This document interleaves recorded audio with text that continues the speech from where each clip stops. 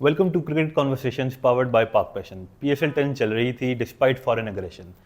उसके बाद रोक दी गई बिकॉज एग्रेशन कुछ ज़्यादा ही बढ़ गई थी और फिर मई 17 से दोबारा से पीएसएल 10 स्टार्ट हो गई। सबसे पहले हमने शिफ्ट की कराची के अंदर। सबसे पहले खबरें यही आई कि कराची शिफ्ट हो गई है। उसके बाद यूएई की खबरें आई, but then after PM Shehbaz Sharif advice to the PCB chairman Mohsin Naqvi, PSL 10 को पोस्टपोन कर दिया गया। पोस्टपोनमेंट के बाद अब खबर यही आ रही है कि मई 17 को दोबारा से पाकिस्तान के अंदर होगी। बिल्कुल, जो कि अच्छी चीज़ है। जो कि एक अच्छी चीज़ है।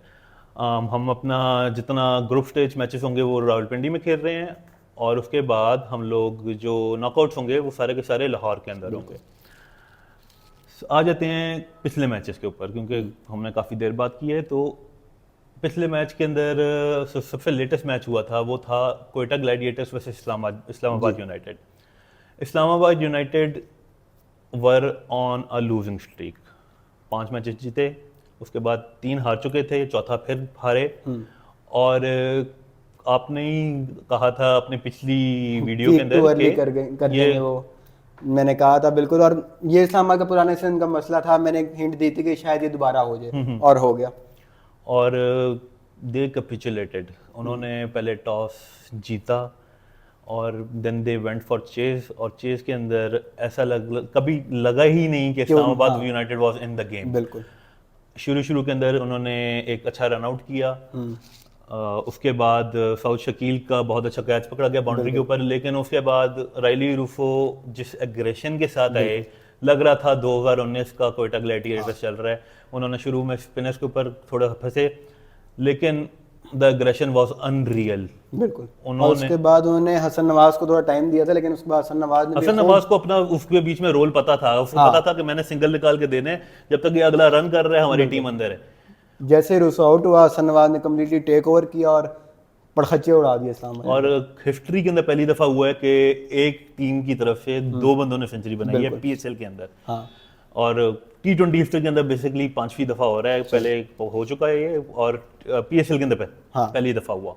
और हसन नवाज ने उससे पहले इस्लामाबाद को पिछले मैच में धोया था, खासतौर पर नसीम शाह को। तब भी वो आखिरी ओवर, और आखिरी ओवर के अंदर सिनेमा ही होता है हसन नवाज का, अगर इस्लामाबाद यूनाइटेड के खिलाफ देखा जाए तो। एब्सोल्यूट सिनेमा से याद आया, 48 रन चाहिए आपको, 18 बॉलें रह गई हैं और सामने लगे हुए हैं हारिस रऊफ और शाहीन शाह अफरीदी। बिल्कुल। इरफान नावी ने बता दिया कि Virat Kohli was not special, I can also do this. और लाइक शुरू से आते हैं इस गेम के ऊपर। लाहौर कलंदर वैसे Karachi obviously high stakes game है। लाहौर कलंदर ने पहले बैटिंग मिली उनको, क्योंकि डेविड वार्नर ने टॉस करके इनको अंदर भेजा था पहले। बिल्कुल। फ़खर जमान और मोहम्मद नईम ने काफ़ी अच्छा स्टार्ट दिया था। बिल्कुल। 2 दफ़ा हो चुका है कि मोहम्मद नईम ने 50 की है और साथ ही बारिश हो गई है। बिल्कुल, कोई ना कोई नईम की ये है, क्या कह सकते हैं। उसके बाद मोहम्मद नईम आउट हो जाते हैं। उसके बाद जब बारिश के बाद ये वापस आते हैं, नईम के एक और बात मैं आपको सॉरी काटूंगा कि लेकिन 2-0 हो गया मेरा, 6-0 भी जल्द होगा। कि मैंने पिछले पॉडकास्ट में ये भी कहा था कि नईम को लाहौर को जो है वो चांस देना चाहिए एटलीस्ट 10 मैचेस का, और वो कर लेगा। उस बार शॉट्स वगैरह हैं और उसने 2 मैचों में करके दिखाया है। नईम के बारे के अंदर शुरू में ये तासुर आ रहा था कि ही इज अ टुलर, जबकि उसने दिखाया है कि he has the game, he knows how to take single, he knows how to bat. Even उसके जो छक्के वगैरह होते हैं वो भी इस तरह टुल्ले नहीं होते। जो उसने एक हसन अली को एक फ्लिक का छक्का मारा था, एक अब्बास अली को बड़ा खूबसूरत फ्लिक का छक्का मारा था, तो मतलब कि उसके छक्के भी प्रॉपर क्रिकेटिंग शॉट्स पे भी वो छक्के मार लेता है, खाली टुल्लर नहीं है वो। लेकिन एक बात, आपने बॉलर का नाम लिया तो मेरे जहन में आ गया अब्बास अफरीदी। ही रेड द पिच। बिल्कुल, उसको पता था कि मैंने विकेटों का निशाना लेना है, विकेटें मुझे खुद मिलेंगी। और इसी तरह हुआ है। He finished the 3 over spell with 4 for 4 wickets ली उन्होंने। और गेम काफ़ी लाहौर आगे लेके जा चुका था। लाहौर वाज बेसिकली 110 और उन्होंने फिर आखिरी 5 ओवरों के अंदर 50 मारने दी उनको सिर्फ। लेकिन आई थिंक इसमें ये भी है ना कि अब्बास अफरीदी ने गेम सिचुएशन सही पड़ी थी, क्योंकि उसको पता था कि लाहौर के बाद 7 विकेटें हैं, they will go for the किल, वो हर बॉल को मारने के लिए जाएंगे क्योंकि ओवर्स थोड़े रह गए हैं। और अब्बास अफरीदी ने उसका फायदा उठाया बेसिकली कि उसने विकेट टू विकेट बॉलिंग की। उसने कहा कि मारोगे तो मारोगे, नहीं तो मिस होगा तो आउट है। फिर चलें अब डिफेंस पे आ जाते हैं। अब लाहौर कलंदर ने स्टार्ट किया शाहीन अफरीदी से, बिल्कुल। फिर उन्होंने डेविड वार्नर के सामने रख दिया आसिफ अफरीदी। आसिफ अफरीदी को फिर अब वो डेविड वार्नर ने हक अदा किया कि मेरे सामने तुमने स्पिनर ला के रख दिया है, वो भी लेफ्ट आर्म स्पिनर रख दिया है, तो मैं तो रन करूंगा। हाँ, कंसिडरिंग ऑल दैट मैच काफ़ी अच्छा पॉइज हो गया था, और 48 of 18 is not an easy target. मैं हालांकि इसके बाद एक ये पॉइंट भी बनता है कि वार्नर और आसिफ अफरीदी वाले ओवर के बाद लाहौर ने कमबैक भी एक अच्छा किया कि वो 48 फ्रॉम 18 तक ले गए। जो उस वार्नर के उस ओवर के बाद लग रहा था कि मैच वन साइडेड हो बीच गया। में वैसे आपका विद द बॉल विनर वैसे अगर बात की जाए तो डैरल मिचेल थे, उन्होंने सिर्फ एक रन दे के एक विकेट लेके वो एक ओवर जो निकाल दिया था। एक आउट उसने किया, एक रऊफ ने भी किया, और उसके बाद मैच आ गया 48 चाहिए 18 पे, और फिर मैच खत्म हो गया वहां से। फिर नियाजी ने बताया कि कोहली नहीं था खाली, मैं भी कर सकता हूँ। Kohli did nothing special. एक चीज जो मुझे अलार्मिंग लग रही है बेसिकली, आपके 3 प्रीमियम फास्ट बॉलर्स हैं, हारिस रऊफ, शाहीन शाह अफरीदी और Naseem Shah. Naseem Shah was hit for 50 runs in the last match against Quetta Gladiators. उसके अलावा शाहीन शाह अफरीदी और हारिस रऊफ दोनों को 40 प्लस पड़ा अपने 3-3 ओवरों के अंदर, and they gifted the game away. ये थोड़ा सा एक अलार्मिंग सिचुएशन नहीं है थोड़ी सी? और नसीम का मैं जो बात करना चाहूँगा कि उसको हसन नवाज ने मारा, उससे पहले मास सदाकत ने भी मारा, और मास सदाकत ने नसीम शाह वाली PSL में नहीं मारा। उसने इवन कादर आलम ट्रॉफी में जो एक नसीम मैच खेला था उसमें भी उसने बहुत धोया था नसीम शाह को। मास सदाकत और नसीम शाह का पुराना अच्छा कंपटीशन लग रहा है। वो जो एक कंपटीशन होता था ना मोहम्मद हारिस और शाहीन शाह अफरीदी का, मेरे ख्याल से ये नया कंपटीशन एक आ रहा है। हाँ, बट शाहीन आउट भी कर देता था ना हारिस को अक्सर, नसीम से आउट नहीं हुआ मैं हालांकि मास सदाकत अभी तक, तो ये भी एक है। पिछले मैचेस की बात हो गई। हाँ। अब हम चलते हैं आगे, जो प्लेयर्स कंफर्म हो गया कि आ रहे हैं, कि कंफर्म नहीं हो रहा कि आ रहे हैं, या कुछ का कंफर्म हो गया कि वो जा रहे हैं। मिच ओवन के ऊपर आ जाते हैं। मिच ओवन का कॉन्ट्रैक्ट, मिच ओवन का पहले ही हम सबको पता था कि he will be going to the IPL after the PSL is completed. हाँ, मसला ये आ रहा है कि पहले PSL ने कंप्लीट होना था May 18 को, बट अब obviously due to the postponement PSL postpone हो गई है, तो अब मिच ओवन के बारे में खबरें यही आ रही है कि he will be going to IPL early. हाँ। तो डू यू थिंक इसके ऊपर कोई कॉर्बिन बोश टाइप का रिएक्शन यार आएगा? मेरा ख्याल तो होना चाहिए था, मेरा ख्याल है, क्योंकि देखें ओरिजिनल उसका ये भी था कि अगर वो जल्दी ना क्वालिफाई करे तो वो पहले चला जाएगा। तो मतलब कि उसका मेन पॉइंट ये नहीं था कि मैं 18 से हो जाएगा, मेन पॉइंट ये था कि PSL की अपनी ड्यूटीज फुलफिल करके जाएगा ना।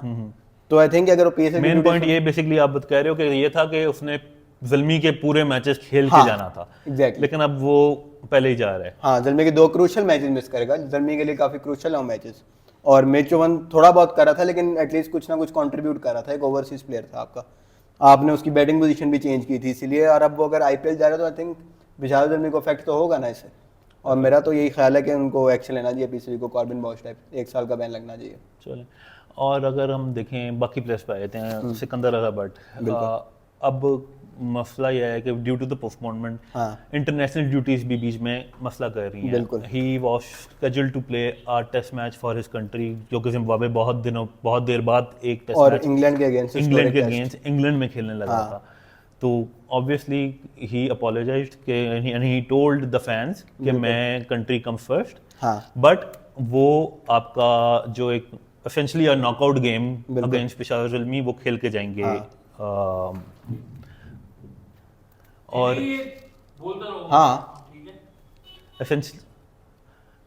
एसेंशियली अ नॉकआउट गेम वो खेल के जाएंगे यहाँ से। बिल्कुल। और उसके अलावा डेविड वार्नर, मैकडर्मेट, इसके अलावा कोई ऑजीज मेरे ख्याल से कोई भी नहीं आ रहा। ऑजीज इसके अलावा हैं भी इतने नहीं। मिच ओवन है वो IPL जा रहा है, मैक्स ब्रांड का भी कुछ डुवाशियस का भी इतना कोई कंफर्म नहीं है, लेकिन वही बात के रेहान भाई ने ट्वीट किया था। हाँ, रेहान भाई की भी ट्वीट आई थी, और नबील हाशमी की भी आप बता रहे थे कि ट्वीट आई है। हाँ, कि नबील हाशमी ने भी कहा है कि अभी कम्युनिकेशन चल रही है प्लेयर से, तो होपफुली कोई गुड न्यूज़ आएगी, देखते हैं। और दूसरा ये कि बांग्लादेश का एक रौला आ रहा है कि they have a series against United Arab Emirates. Yes. और उसकी वजह से दे वोंट बी अवेलेबल। हाँ, उनके UAE के अंदर UAE के खिलाफ सीरीज थी, जिसके बाद उन्हें वैसे तो पाकिस्तान भी आना था सीरीज खेलने, बट वो पता नहीं कब होगी। तो इस वजह से रिशाद हुसैन भी नहीं अवेलेबल लाहौर के लिए, जिसकी वजह से क्या कहते हैं खबरें आ रही हैं कि शाकिब शायद ज्वाइन करे लाहौर को, क्योंकि वो सीरीज के स्क्वाड में नहीं है। और उसके अलावा नाहिद राना जो है वो ज़ल्मी के स्क्वाड में था, वो भी नहीं, वो एक मैच भी नहीं खेला तो अभी तक, लेकिन स्टिल वो भी अनअवेलेबल हो सकता है। वेस्ट इंडियन प्लेयर्स का भी अभी तक कुछ कंफर्म नहीं है, वेस्ट इंडीज का भी कुछ नहीं पता, एक अमेरिकन का भी कंफर्म नहीं है कुछ भी। आंद्रेस गोस का भी नहीं पता अभी। अच्छा, अब हम आ जाते हैं कि आपकी चलें प्लेयर्स अभी आने में, क्योंकि this is a very artificial topic, because हम लोग बहुत पहले वीडियो कर रहे हैं तो कुछ प्लेयर्स का कंफर्म किया जा नहीं सकता कि कब होंगे कि नहीं बिल्कुल, होंगे। और जो कंफर्मेशन आएंगे भी वो भी आपको पता है कि कम्युनिकेशन ऐसे होती है कि बिल्कुल 11th आवर पे कंफर्मेशन आएगी। आपको लगता है कि इतने टाइम के अंदर एक रिप्लेसमेंट ड्राफ्ट किया जा सकता है?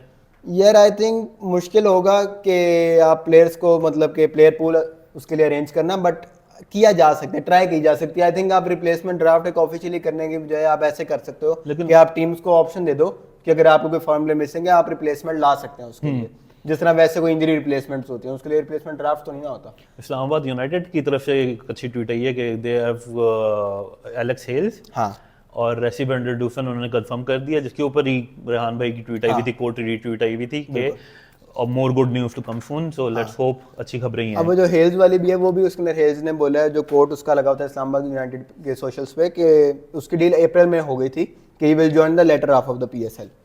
तो वो कोई ऐसे रिप्लेसमेंट नहीं आई अभी तक, बट स्टिल लेट्स सी, कुछ अगर बन सकता तो ऐसा कर लेना चाहिए आई गेस।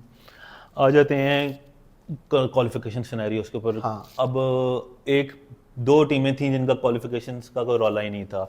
एक आपकी होगी कोयटा ग्लैडिएटर्स, टेबल दूसरी होगी Multan Sultans. Multan Sultans confirm by थी और कोयटा ग्लैडिएटर्स का ये था कि वो टॉप 2 उनका फिक्स था, उनका पता था कि उन्होंने पहला प्लेऑफ खेलना है। अब वो एक अच्छा हरकत की है पीसीबी ने कि उनका जो मैच था वो एक डे गेम कर दी है, because it's a dead rubber. हाँ, क्राउड ने वैसे भी इतना नहीं आना था शायद, तो उन्होंने कहा कि डे मैच कर लेते हैं, ज़्यादा बेहतर होगा। सबसे मज़े की सिचुएशन इस वक्त पेशावर ज़ल्मी की बनी हुई है, बिकॉज उनकी 2 गेम्स हैं और दोनों games he I think it's a must win for Peshawar Zalmi. I mean they will be safe. पहला कराची किंग्स के साथ है आई गेस, और दूसरा है उनका लाहौर कलंदर्स के साथ। लाहौर कलंदर्स का सीन बैड इसलिए है because if they win they will finish with 11 points, अभी उनके 9 पॉइंट्स हैं, और basically they have to win against Peshawar Zalmi, और पेशावर ज़ल्मी का मैचेस बैक टू बैक हैं। यस, 17 को कराची को खेल रहे हैं और 18 को लाहौर को खेल रहे हैं शाम को। तो बेसिकली एक ये भी है जो आपने बात की ना पेशावर लाहौर के मैच की, कि फॉर एग्जांपल पेशावर कराची को हरा देता है पहले मैच में, अब हमें लाहौर से हार जाता है तो दे कैन स्टिल क्वालिफाई, लेकिन फिर उसके लिए ये है कि इस्लामाबाद और कराची के साथ टाई होगा इनका, कि 10-10 पॉइंट पे तीनों टीमें होंगी, और आखिरी मैच जो Islamabad United versus Karachi, net run rate वैसे सबसे अच्छा मेरे ख्याल से कराची का है। लाहौर का अच्छा है, कोयटा का अच्छा, और उसके बाद कराची का 0.4 का रन रेट है कराची का। लाहौर को इसलिए कंसीडर नहीं किएंगे बिकॉज उनके पॉइंट्स ही 9 है। हाँ, वो मतलब कि गेम जीत के सीधा जा सकते हैं क्वालिफायर में। उसका मसला ये है कि इस्लामाबाद कराची का, कि अगर पेशावर जो कराची को हरा देती है तो पेशावर भी इन दोनों के साथ लेवल अप हो जाएगी 10-10 पॉइंट के साथ, और फिर बात आएगी रन रेट पे कि इन 3 टीमों में से 2 क्वालिफाई करेंगी। एक जो ऑब्वियसली इस्लामाबाद यूनाइटेड कराची का मैच जीतेगी वो क्वालिफाई करेगी, और दूसरी टीम नेट रन रेट पे आएगी। ठीक होगा, लेट्स होप कि यार ये सारा जितना सिनेरियो है ना, अल्लाह करे कि ये खैर खैरियत से हो जाए, है ना, PSL 10 कंप्लीट हो जाए एक दफ़ा, और फिर उसके मजा आया कि अगर नेट रन रेट पे मैच टूर्नामेंट फंसा जाए। वो तो फंसना ही वो लग रहा है, फीलिंग आ रही है कि ये टूर्नामेंट फंसना है किसी एक टीम को, बिकॉज मज़े की बात यही है कि आखिरी मैच तक चीज़ इंटरेस्टिंग रह रही है अभी तक। और वही बात की शेड्यूल उन्होंने इस तरह से चेंज किया जो कि एक अच्छी चीज़ है बीसीबी की, उन्होंने डेड रबर को पहले कर दिया और डे में कर दिया कि आप फारिग हो जाओ उससे, क्या ये मैच खत्म कर दें और आगे वाले जो मैचेस हैं वो क्लोज होंगे, कि एक टीम को बहुत बुरा, क्योंकि 3 टीमों ने कंफर्म क्वालिफाई करना है और एक टीम को बहुत बुरा फील होगा कि दे हैव मिस्ड आउट। अब आ जाते हैं माइक हेसन के ऊपर। Mike Hesson has been announced as the white ball head coach for the team Pakistan. Yes, तो आई थिंक एक तो ये बात है कि अच्छी साइनिंग है ओवरऑल। वैसे तो माइक हेसन का मतलब रिकॉर्ड न्यूजीलैंड के लिए 12 से 18 तक काफ़ी अच्छा रहा है। उसके बाद उसने आरसीबी को कोच किया है, इस्लामाबाद को लास्ट टाइटल जिताया उसने।